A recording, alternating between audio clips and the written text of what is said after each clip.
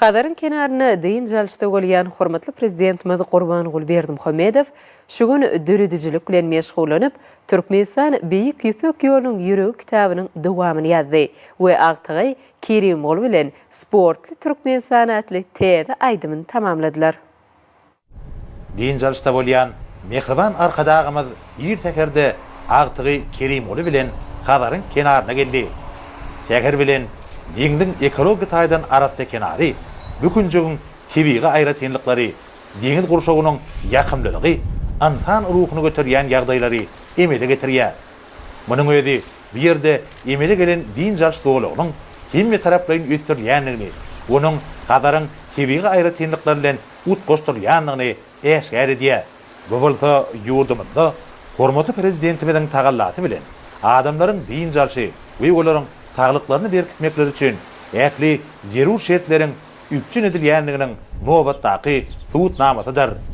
Mehriban arkadagymyz bükünjüň gözelliginiň we umumyň mehriban diýarymyzyň täsirliginiň insan ruhuny götermek, ony täze dürüjlük üstünliklerine ruhlandyrmak ýaly öz orşy täsiriniň bardygyny belliýär. Din jalşyň ikinji gününde de mehriban arkadagymyz agtygy Kerimogul bilen dürüjlük bilen meşgullandy. Bizim şu pursatda mehriban arkadagymyzyň ata watanymyza, Türkmen halkynyň geçmiş taryhyna, milli mirasyna gowanyp, täze eser döredýänliginiň şaýady bolduk. Hormatly prezidentimiziň galamyndan çykan Türkmenistan Beýik Ýüpek ýolunyň ýüregi atly kitaby, pederlerimiziň şanly geçmişine, halkymyzyň ajaýyp dep desurlaryna, bir şöhratly ýoluň uğruna dören şäherleriň taryhyna bagşlandy. Dürli maglumatlardan, gymmatly taryhy çeşmelerden we geçmişden bilim günlerimizde çenli gelip ýeten taryhy kitaplardan netijeli peýdalanýan mehriban arkadagymyz daşary ýurt dilleriniň onlarçasyna terjime edilip, dünýä halklar üçin gymmatly gollarna öwürlen Türkmenistan Beýik Ýüpek ýolunyň ýüregi kitabyny dowam etdi. Hormatly prezidentimiziň belleşi ýaly milli buýsanjymyza öwürlen medeni mirasymyz, halkymyzyň şöhratly taryhy, milletiň dürli döwürlerde döreden gymmatlyklary, insany täze eserleri döretmäge ruhlandyrýar. Mehriban arkadagymyz ilmi we edebi eserleri döretmekde köp ýyllyk barlaklary, oý pikirleri, taryhy we edebi maglumatlary, dürli döwürlerde degişli ol ýazmalary umumlaşdyrýar. Ol eserlerde mehriban arkadagymyzyň milli ýörelgelere bolan söýgüsi, halk dörejiligine ahlasly çemeleşmeleri öz beýany tapýar. Şeýlelikde hormatly prezidentimiziň döredýän eserleri ähli söýgüsine münasip bolýar. Şu pursatda mehriban arkadagymyzyň agtygy Kerimogul atasynyň döreden sporty Türkmenistan atly aýdymyň notasyny düzmek işini tamamlanyny aýdyp, täze saz eserini atasyna görkezdi. Mehriban arkadagymyz agtygynyň döreden saz eseriniň notalary bilen tanışyp, oňa käbir belliklerini aýtdy. Hormatly prezidentimiz halkymyzyň döreden gymmatlyklarynyň sport ulgamyna geten derejesiniň seper dörejilikde alham çeşmesi bolup durýanyny belledi. Şeýlelikde gözel tebigatymyza, ýurdumyzda bitirilýän beýik işlere bolan söýgü, dörejilik adamsyny täze eserleri döretmäge ruhlandyrýar. Mehriban arkadagymyz agtygyna seper dörejilik boýunça degerli maslahatlar berdi. Soňra mehriban arkadagymyz agtygy bilen saz urgallarynyň başyna geçip, täze saz eserini ýerine getirdiler. Şeýlelikde mehriban arkadagymyzyň sözlerine döredilen sporty Türkmenistan atly aýdym ajaýyp saz eseri bilen sazyşykdy, dügrewap sunugat eserine öwürildi. Soňra mehriban arkadagymyz agtygy Kerimogul bilen sporty Türkmenistan atly aýdymy ýerine getirdi. Bir joşgunly aýdym Hadaryň kenaryna ajaýyp mukam bolup ýanglandy.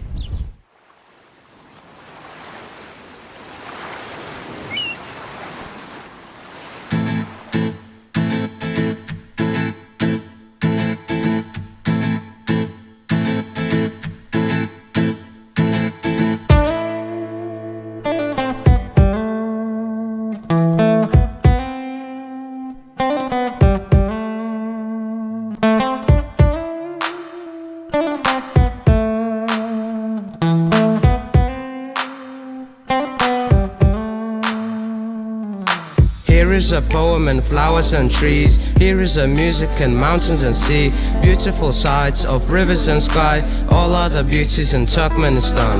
Deryatı coşkun, bağları vasfan, belent başı dağ değil, yürük asman, gülleyen, güleşen, edi diyarım, aydın sağlar yurdu, can Türkmenistan, Türkmenistan, Türkmenistan. How is amazing the place I was at. Caspian waves and birds sing it down. Life is so wonderful in motherland. My splendid and dazzling Turkmenistan. Sport Türkmenistan güzel havada, İpek yolu uluyar, amul kadara. Spordun, sağdının, belent ovadı, Türkmenistan havada, baktın mekanı.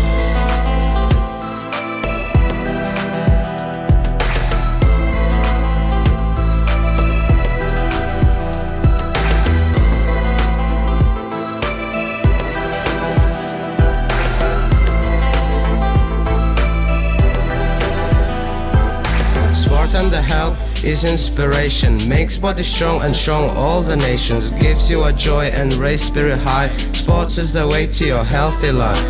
Acayip havada, nurana mekan, Hadar tolkunları, coşkun mukam, ak yolu uyar, geleceğe bakan, öngedine öne, can Türkmenistan, Türkmenistan, Türkmenistan.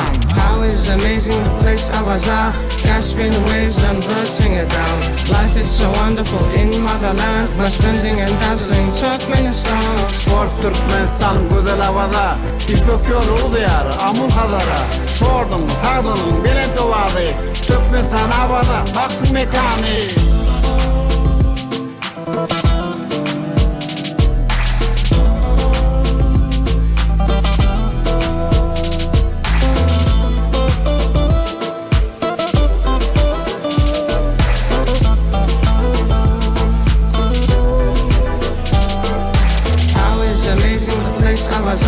Caspian waves and birds sing it down.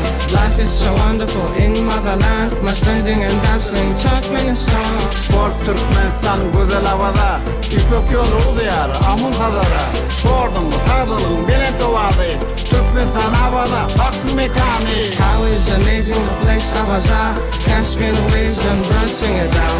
Life is so wonderful in motherland. My splendid and dazzling Turkmenistan. Sport Türkmenistan güzel havada, İpek yolu uluyar, amul kadara. Sordum, sağdının, belent ovadı, Türkmenistan havada, baktın mekanı.